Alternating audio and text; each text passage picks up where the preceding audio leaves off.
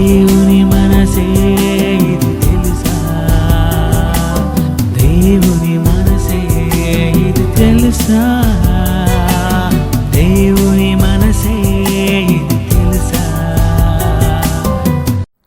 ప్రియమైన దేవుని పిల్లలారా, గత వారం పాప ప్రపంచంపై దేవుని తుది నిర్ణయం అనే పాఠాన్ని నేర్చుకుంటున్నాం. కాబట్టి మిగిలిన భాగాన్ని దేవుని యొక్క ఉగ్రత, దేవుడు ప్రపంచం మానవాళిపై తీసుకోబోతున్న తుది నిర్ణయాన్ని ఈరోజు ఆలోచన చేద్దాం. ప్రియులారా, కళ్ళు మూసుకొని ప్రార్థన చేసుకుందాం. మహాపరిశుద్ధుడు, మమ్మల్ని అత్యంత మిక్కిలిగా ప్రేమించున్న మా ప్రియ పరలోకపు తండ్రి, నీ ఘనమైన శ్రేష్టమైన నామానికి వందనాలు. నీ ప్రేమ ఈ ప్రపంచంపై, ఈ లోకాన్ని మీరు ఎంతగానో ప్రేమించారు కనుకనే తండ్రి, ప్రతి మనిషికి ఎన్నో అవకాశాలను ఇస్తూ, నా పిల్లలే కదా ఎప్పటికైనా మారతారని మీరు ఆలోచిస్తూ ఎన్నో అవకాశాలు ఇచ్చిన మారని మనుష్యులపై మీరు తీసుకోబోతున్న తుది నిర్ణయం ప్రతి మనిషి ఆలోచించగలుగుటకు సహాయాన్ని దయచేయమని, మీ తుది నిర్ణయానికి ఏ ఒక్కరూ బలి కాకుండా ఉండాలనే ఈ మాటలను చెబుతున్నాం గనుక తండ్రి, ప్రేమతో ఈ మాటలను స్వీకరించి నీ పిల్లలందరూ నీ మాటల ప్రకారం బ్రతకగలిగేటువంటి మహా కృపను దయచేయమని మా ప్రభువును ప్రియరక్షకుడైన యేసుక్రీస్తు ద్వారా ఈ ప్రార్థన అడిగి వేడుకొంచున్నాను మా కన్న తండ్రి, ఆమేన్. ప్రియమైన దేవుని పిల్లలారా, సమాజం, ప్రపంచం పాడైపోతూ పాప ప్రపంచంగా మారుతున్న ప్రపంచంపై దేవుని యొక్క ప్రణాళిక, దేవుని తుది నిర్ణయం ఎలా ఉండబోతుందో, దేవుని యొక్క కోపం, దేవుని ఉగ్రత ఎంత భయంకరంగా దేవుడు ఉంటాడో, దేవుడు దహించే అగ్ని అని ఈ రోజున సమాజానికి అర్థం కాకపోవడం వలనే ఎన్ని పాపాలు చేసినా దేవుడు క్షమిస్తాడనే మాటలనే చెప్పడం వలన ప్రియులారా, మనుష్యులు పూర్తిగా భయము విడిచి దుష్క్రియలను చేయుచున్నారని మనకు దేవుడే రాయించడం జరిగింది. ప్రియులారా, ప్రసంగి గ్రంథం మీరు ఒక్కసారి చూడగలిగితే, ప్రసంగి గ్రంథం 8వ అధ్యాయం 11వ వచనాన్ని చూడండి ప్రియులారా. ప్రసంగి గ్రంథం 8వ అధ్యాయం 11వ వచనం, దుష్క్రియకు, చెడ్డ పనులకు, పాపానికి, దుష్కార్యానికి, చెడ్డ పనులకు, చెడుతనమునకు, దుష్క్రియకు తగిన శిక్ష శీఘ్రముగా కలుగకపోవుట చూసి మనుష్యులందరూ భయాన్ని విడిచిపెట్టి, ఎవరి భయం? దేవుని భయాన్ని విడిచి హృదయపూర్వకముగా దుష్క్రియలు చేయుదురు అని చెబుతున్నాడు ప్రియులారా దేవుడు. దేవుని భయం ఈ రోజున ప్రపంచంలో కనబడడం లేదంటే కారణం, దేవుని భయం ప్రపంచానికి రాకపోవడానికి గల ముఖ్య కారణం దేవుడు శిక్ష శీఘ్రముగా అమలు చేయకపోవడం వలన. అదే దేవుడు శీఘ్రముగా శిక్షను అమలు చేస్తే దేవుడంటే భయం కలిగేవారేమో మనుష్యులు. కానీ దేవుడు ప్రేమమయుడు కనుకనే నీకు అవకాశాలు ఇస్తున్నాడు. దుష్క్రియ చేసినా, తప్పు చేసినా, పాపం చేసినా ఎప్పటికైనా మారతాడు నా కుమారుడు, నా పిల్లలు.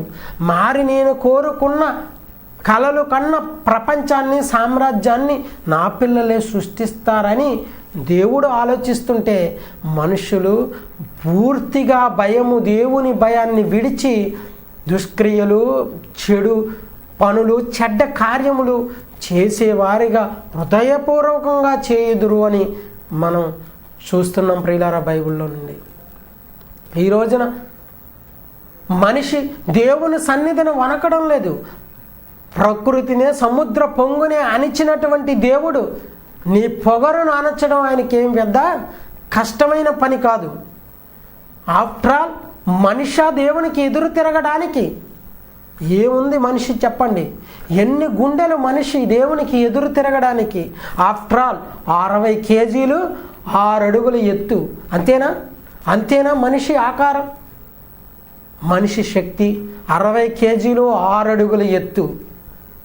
మనిషా దేవునికి ఎదురు తిరగడం?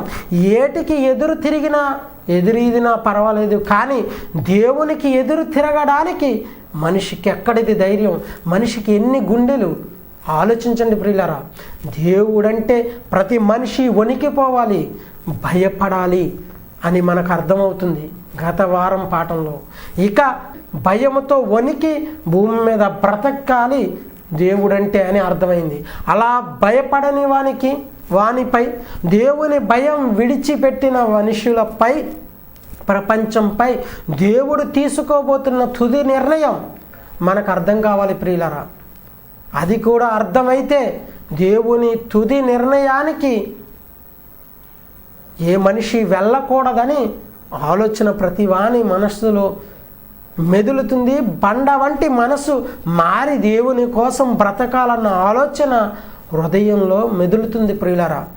చీఫ్ మినిస్టర్స్ అంటే ముఖ్యమంత్రులను కానీ మంత్రులను కానీ ఏదైనా సంఘటన జరిగింది మినిస్టర్ గారు, దీనిపై మీ కామెంట్ ఏంటని విలేకరులు అడిగితే, న్యూస్ ఛానల్స్ వాళ్ళు అడిగితే వాళ్ళు ఒకటే మాట చెప్తుంటారు, ఏమని? చట్టం తన పని తాను చేసుకుంటూ పోతుంది. చట్టం తన పని తాను చేసుకుంటూ పోతుంది. మరి చట్టమే తన పని తాను చేసుకుంటూ పోతుంటే దేవుని పని దేవుడు చేసుకుంటూ పోవడం మీరు ఆలోచించండి. దేవునికి బొత్తిగా ఏం పని లేదనుకుంటున్నారా? ఆలోచించాలి ప్రియులారా.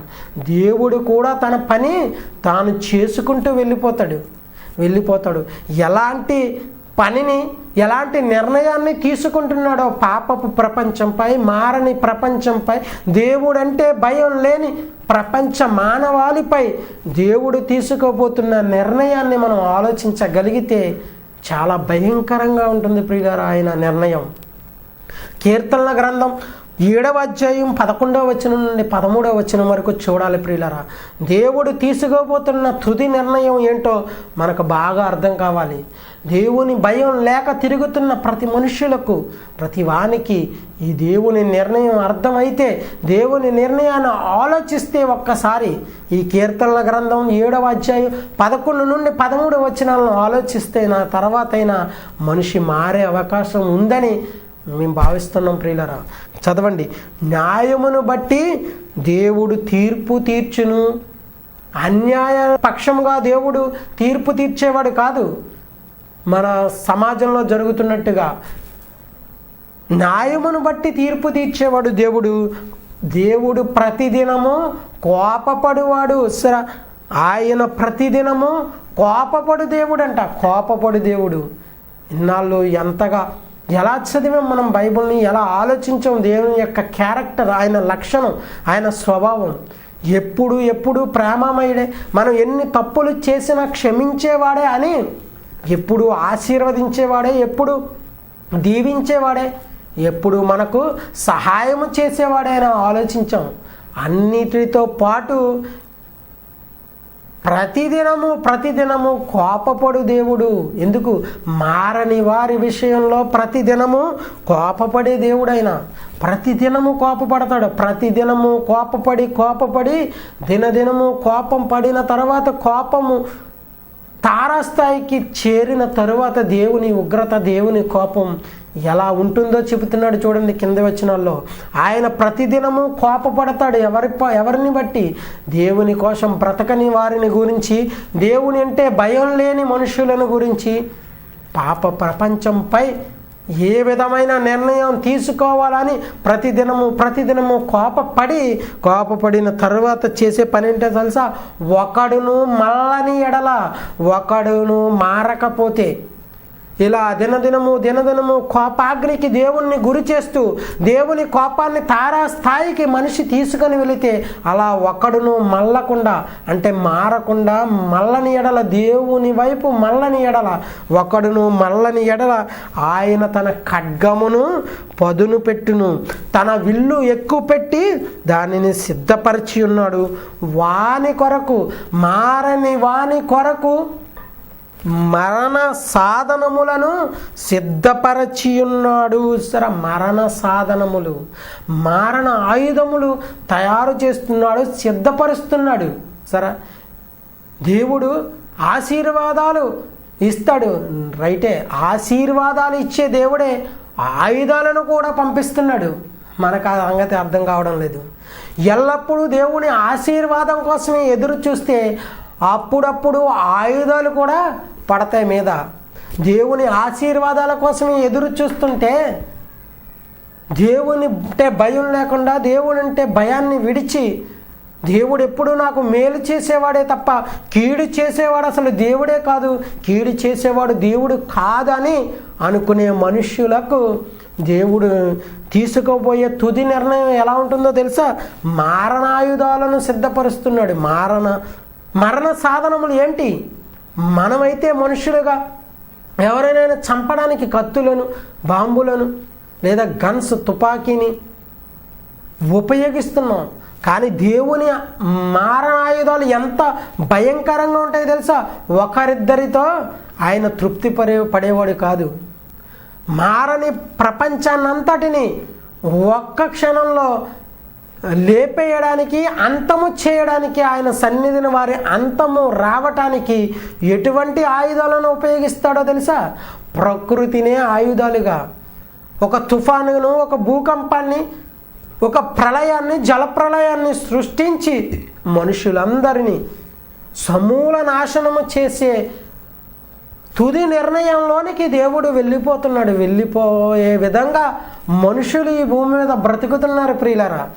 ఒక మాటను మనం ఆలోచించగలిగితే ఆదికాండము 6వ అధ్యాయం 13వ వచనం చూడండి. ఆదికాండము 6వ అధ్యాయం 3-4 వచనాలు చూసి తర్వాత 13వ వచనం చూసుకుందాం. అప్పుడు యెహోవా, నా ఆత్మ నరులతో ఎల్లప్పుడూ ఇక వాదించదు, వారు తమ అక్రమ విషయములో నరమాత్రులై ఉన్నారు అని చెబుతూ, అక్రమం విస్తరించుట వలన దేవుడు తీసుకోబోయే తుది నిర్ణయం ప్రతిదినము వారి అక్రమమును బట్టి కోపపడుతూ, ఆ కోపాన్ని ఏ విధంగా తను చల్లార్చుకోవాలనుకుంటున్నాడో ఆలోచించగలిగితే 13వ వచనంలో అంటున్నాడు, దేవుడు నోవహుతో, సమస్త శరీరుల మూలముగా భూమి బలాత్కారముతో నిండి ఉన్నది గనుక నా సన్నిధిని వారి అంతము వచ్చి ఉన్నది. ఇదిగో వారిని భూమితో కూడా నాశనము చేయుదును. భూమితో కూడా నంటండి.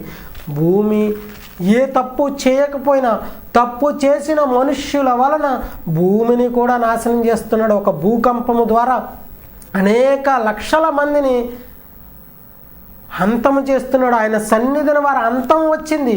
ఎందుకు? ఒక్కడును మల్లకుండా, ఒకడును మారకుండా, దేవుని భయం లేక బ్రతుకుతున్న ప్రపంచంపై దేవుడు చిలిపిస్తున్న కొరడ, దేవుని యొక్క ఆయుధం ఏ విధంగా ఉంటుందో చూడండి. ప్రకృతే దేవుని ఆయుధాలుగా మారిపోతాయి. అగ్ని ఆనాడు సొదొమ గొమొర్రా పట్టణాలను అగ్ని గంధకాలతో ఆకాశములో నుండి అగ్ని దిగి వచ్చింది అని రాయబడి ఉంది. ఆకాశము నుండి ఆశీర్వాదాలే కాదు, ఆయుధాలు కూడా పడతాయి. తెలుసా మీకు ఆ సంగతి? ఆయుధాలు కూడా పడతాయి. ఆ ఆయుధానికి బలైపోయేది దేవుని కోసం బ్రతకని వారు, దేవుని వైపునకు మల్లని వాడు.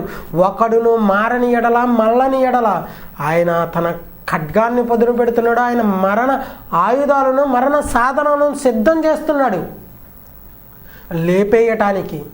అదే తల్లిదండ్రులుగా మన కుమారుడు మనకు నచ్చిన విధంగా బ్రతకకపోతే వానిని శిక్షించే అధికారం భూమి మీద తల్లిదండ్రులుగా మనకు లేదు. ఒకవేళ కఠినంగా శిక్షించినా మనకు శిక్ష పడుతుంది. లేదా ఇంకా తీవ్రమైనటువంటి చెడులోనికి, పాపంలోనికి వెళ్ళిపోయాడని వాడు బ్రతకడం కంటే చనిపోవడమే మంచిదని వాడిని ఒకవేళ చంపిన తల్లిదండ్రులుగా చంపే అధికారం కూడా ఈ భూమి మీద లేదు. అలా చంపిన మనకి శిక్ష, చట్ట ప్రకారం శిక్షించబడతాం తల్లిదండ్రులుగా. మనం కుమారుణ్ణి శిక్షించిన, కానీ దేవుణ్ణి ఎవరు శిక్షిస్తారు చెప్పండి? దేవునికి, కన్న తండ్రి అయిన దేవునికి శిక్షించే అధికారం ఉంది. ఒకరిద్దరితో తృప్తి పడేవాడు కాదు. ఆయన ప్రపంచమంతా పాప ప్రపంచంగా మారి దేవుని కోసం బ్రతకని వారి మీదకు ఆయన తీసుకునే నిర్ణయం, బ్రతికిచ్చిన వాడే బ్రతుకు లేకుండా అంతమొందిస్తాడు, సమూల నాశనం చేస్తాడు. మట్టిలో కలిపేస్తాడు. మట్టిలో కలిపేయడానికి సిద్ధంగా ఉన్నాడు. ఆయన ప్రణాళిక అది, ఆయన తుది నిర్ణయం. ముందుగా మంచి ప్రణాళికలను మంచి నిర్ణయాలను తీసుకొని భూమి మీదకు మనుషులను పంపిస్తే ఆయన నిర్ణయాలను ఆయన ప్రణాళికలను భగ్నం చేసి భంగం కలిగించి దేవుని ప్రణాళికలకు విరుద్ధంగా వ్యతిరేకంగా ఆయన తీసుకున్న నిర్ణయాలకు భూమి మీద మనుషులందరూ బ్రతికితే ఆయన తుది నిర్ణయం ఎంత భయంకరంగా ఉంటుందో మనకు అర్థం కావాలి ప్రియులారా. జీవము గల దేవుని చేతిలో పడుట బహు భయంకరం అంటున్నాడు పౌలు.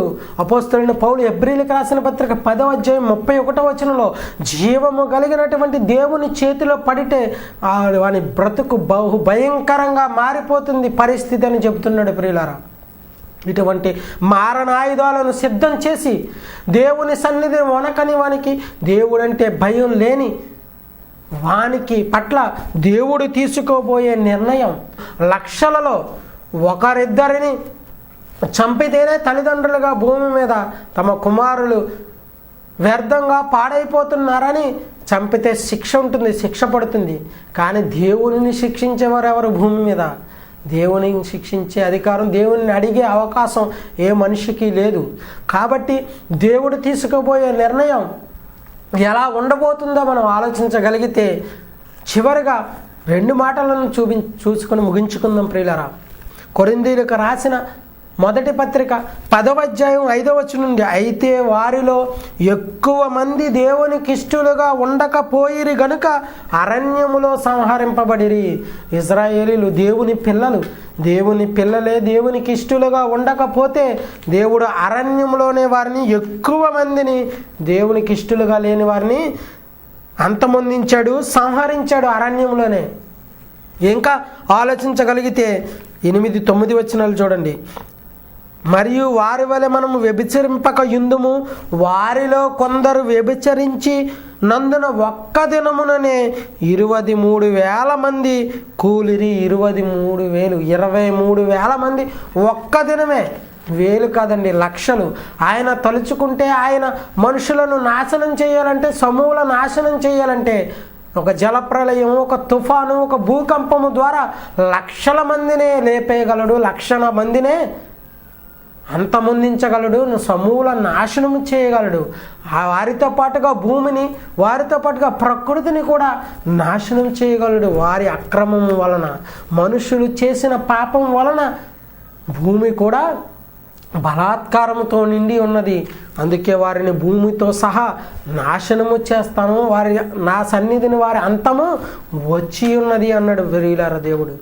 కాబట్టి దేవుని యొక్క ఉగ్రత, దేవుని యొక్క కోపము ఎంత తీవ్రంగా ఉంటుందో, ఎంత ఘోరమైనటువంటి స్థితిలోనికి మనుషులు వెళ్ళిపోతారో మనకు అర్థం కావాలి.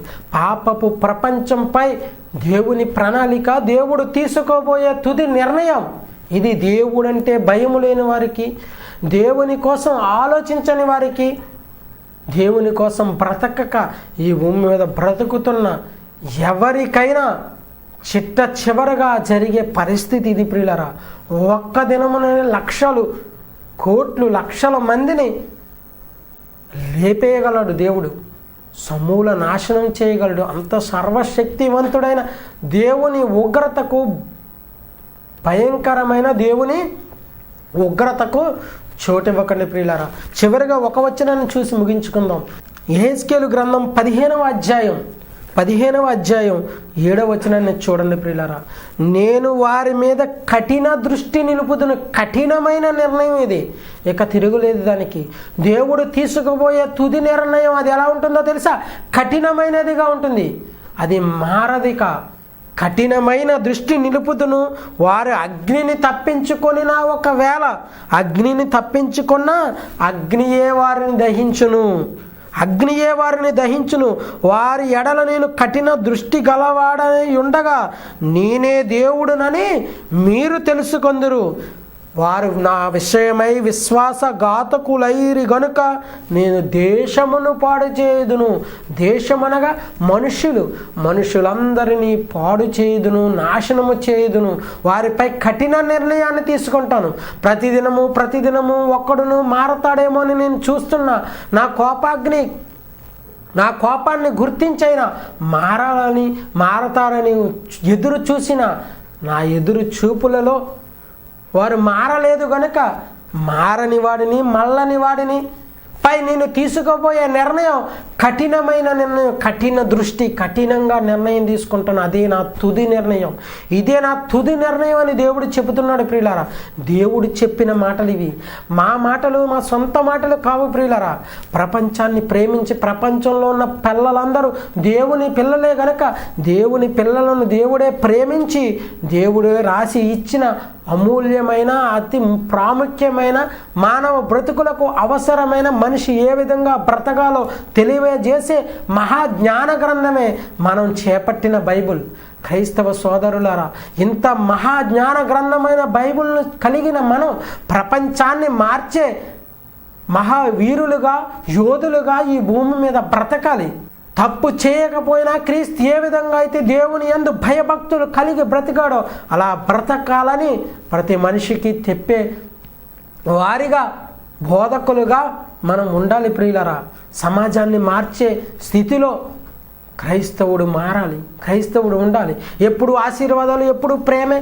ఎన్ని తప్పులు చేసినా, ఎంత పాపం చేసినా దేవుడు క్షమిస్తాడు, ప్రేమమయుడు, కరుణామయుడు అని ప్రేమ గురించి చెప్పవలసిన దానికన్నా ఎక్కువ ప్రేమను చెప్పి అసలు భయపడవలసిన పరిస్థితి లేదు. దేవుడు కోపపడడు, దేవుడు దేవుడు అంటే భయపడవలసిన అవసరం లేదని మాటలను చెప్పొద్దు దయచేసి ప్రియులరా. దేవుడు ఎంత భయంకరుడో, మిక్కిలి భీకరుడో, ఆయన భయంకరంలో జీవం గల ఆయన చేతిలో పడితే పరిస్థితి ఎలా ఉండబోతుందో, ఎంతగా చెప్పినా, ఎన్ని మాటలను విన్నా మారని సమాజంపై, మారని మనుషులపై ఆయన తీసుకోబోయే తుది నిర్ణయం సమాజానికి, ప్రపంచానికి తెలియచేయాలి. తెలియచేసి కొందరినైనా అగ్నిలో నుండి లాగి రక్షించినట్లు అనేక మందిని, దేవుని పిల్లలను దేవుని వైపు మరల్చాలి. దేవుని వైపునకు మళ్ళీ మనస్సు రావాలంటే బోధకులు వాక్యం చెప్పే వాక్యం, బండగా మారిన మనిషి హృదయాన్ని బద్దలుగొట్టే సుత్తి వంటి వాక్యం, కఠినమైన వాక్యాలు, కఠినమైన దేవుని నిర్ణయాలను తెలియచేసే వారిగా ప్రతి క్రైస్తవుడు మారాలని, బోధకులే కాదు విశ్వాసులు సైతం క్రైస్తవుడుగా మారిన ప్రతి ఒక్కరూ, క్రీస్తు అంగీకరించి నమ్మిన ప్రతి ఒక్కరు ప్రియులారా, ప్రపంచవ్యాప్తంగా క్రైస్తవులందరూ దేవుని యొక్క భయాన్ని, దేవుని యొక్క ఉగ్రతను, దేవుని యొక్క కోపాన్ని సమాజానికి, ప్రపంచానికి తెలియజేసే స్థితిలో క్రైస్తవులు ఉంటే కొంతవరకైనా రాబోయే సమాజాన్ని మార్చగలం ప్రియులరా. రాబోయే కొన్ని ఏళ్లలో సమాజం ఎంత భయంకరమైన స్థితిలోనికి వెళ్ళిపోతుందో ఊహించలేమని భయపడుతున్న మేధావులకు సైతం తెలియజేసే మహా జ్ఞాన గ్రంథమే బైబిల్. దేవుని భయం ప్రతి మనిషికి వస్తే, దేవుడంటే భక్తి కలిగి ఈ భూమి మీద ఇంతటి ఘోరాలు జరిగే స్థితిలో మనుషులు ఉండరు, ఇంతటి ఘోరాన్ని జరిగించే స్థితిలో మనుషులు ఉండరు ప్రియులరా. అలా రాబోయే సమాజాన్ని, రాబోయే తరాన్ని దేవుని వైపుకు మళ్లించే విధంగా దేవుని మహాజ్ఞానాన్ని, దేవుని కోపాన్ని చెప్పి, దేవుని తీసుకోబోతున్న తుది నిర్ణయం, మారని మనుషులపై దేవుని తుది నిర్ణయాన్ని చెప్పి అనేక మందిని దేవుని యొక్క భయం కలిగి ఈ భూమి మీద దేవుని కోసం బ్రతికే దేవుని పిల్లలుగా, ఈ భూమి మీద బ్రతికే వారిగా మారతారని, ఈ మాటలను విన్న తర్వాతైనా మారాలని మేమందరినీ ప్రేమతో కోరుతూ నా మాటలను ముగిస్తున్నాను. ప్రార్థన చేసుకుందాం. చివరిగా ఈ పాటను చూడండి ప్రియులారా, ప్రార్థన చేసుకుందాం. మహాపరిశుద్ధుడు, మమ్మల్ని అత్యంత మిక్కిలిగా ప్రేమించిన మా ప్రియ పరలోకపు తండ్రి, నీ భయము, నీవంటే ఏ విధంగా భయపడాలో, జీవము గల జీవునికి ప్రతి ఒక్కడు భయముతో వణికిపోవాలని, దేవుని సన్నిధిలో వనకని వారికి, దేవుని వైపునకు మరలని వారికి ఎంతటి ఘోరమైన భయంకరమైన పరిస్థితి కలుగుతుందో, ఎంతటి కఠినమైన నిర్ణయాన్ని మీరు మీ పిల్లల పట్ల తీసుకోబోతున్నారా అన్న సంగతులను, సత్యాలను నీ మహాజ్ఞాన గ్రంథం నుండి వివరించాను తండ్రి. విన్న నీ ప్రియమైన పిల్లలందరూ తమ మనస్సులను మార్చుకొని, మాటలని విగ్రహించి ఎక్కడైనా తమ మనస్సులను మార్చుకొని నీ కొరకు బ్రతికి మీరు కలలు కన్నా ప్రపంచాన్ని ఈ భూమి మీద స్థాపించడానికి ప్రతి క్రైస్తవుడు శ్రమపడడానికి, పాటుపడడానికి, ప్రయత్నించడానికి మంచి మనసులను ప్రతి క్రైస్తవునికి దయచేయమని మా ప్రభువును ప్రియరక్షకుడైన యేసుక్రీస్తు ద్వారా ఈ ప్రార్థన అడిగి వేడుకొంచున్నాం మా కన్న తండ్రి. ఆమెన్. వందనాలండి.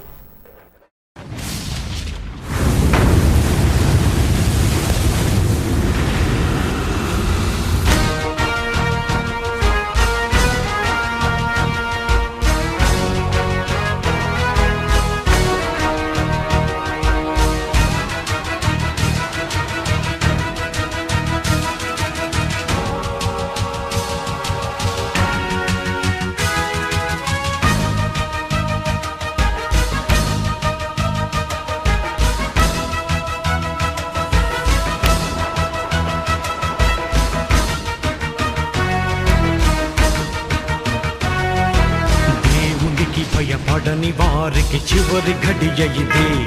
దైవాన్ని నమ్మిన క్రైస్తవులకు మేలు కొలుపే ఇది. ఈ ప్రకృతే దేవుని ఆయుధం, ఈ ప్రకృతే దేవుని ఆయుధం. మార్పులేని మనిషిని శిక్షించడానికి మనిషిపై వస్తుంది ఈ ప్రళయం. తన లెక్క పూర్తయినంత వరకు ఆగది ప్రళయం. మార్పు పొందు ఈ దినం, లేకపోతే తుది దినం.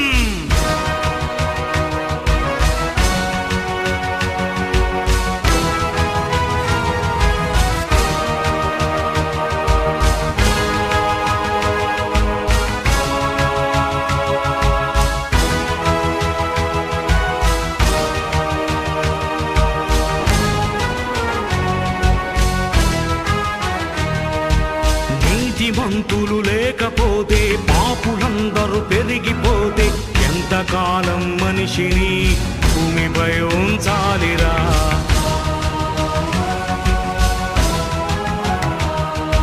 మనిషి కోసం పరితపించే దేవుడిని ప్రక్కనే పెడితా. మనిషిని ఈ భూమిపై ఎందుకు ఉంచాలిరా?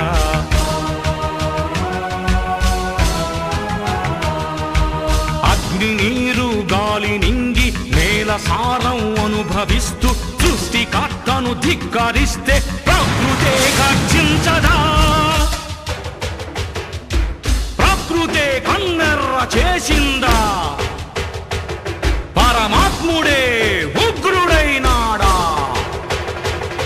ఈ ప్రకృతే దేవుని ఆయుధం. నీ పాపమే దీనికి కారణం.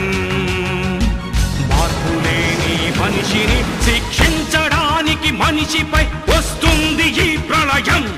తన లెక్క పూర్తయినంత వరకు ఆగది ప్రళయం. మార్పు పొందు ఈ దినం, లేకపోతే తుది దినం.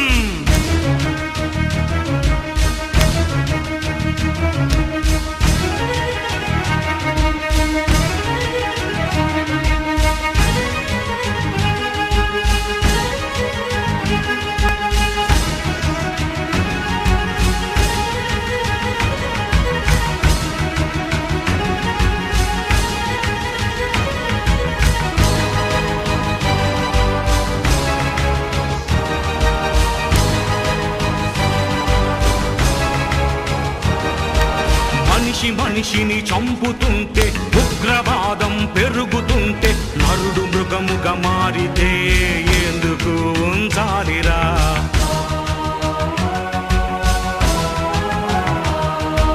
దుష్టులందరూ పెరుగుతుంటే, రక్తపాతం జరుగుతుంటే, నరుల పాపం పండితే ఎందుకు ఉంచాలిరా?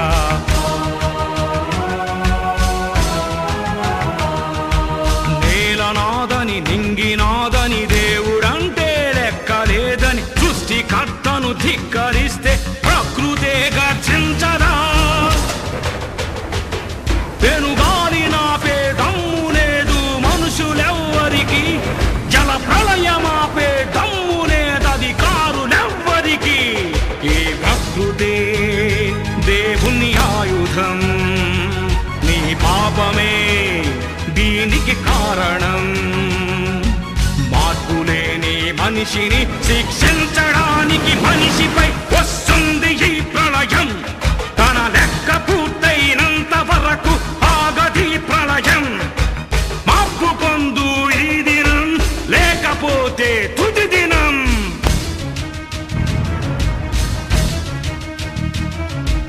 దేవునికి భయపడని వారికి చివరి ఘడియ ఇది. దైవాన్ని నమ్మిన క్రైస్తవులకు మేలు కొలుపే ఇది.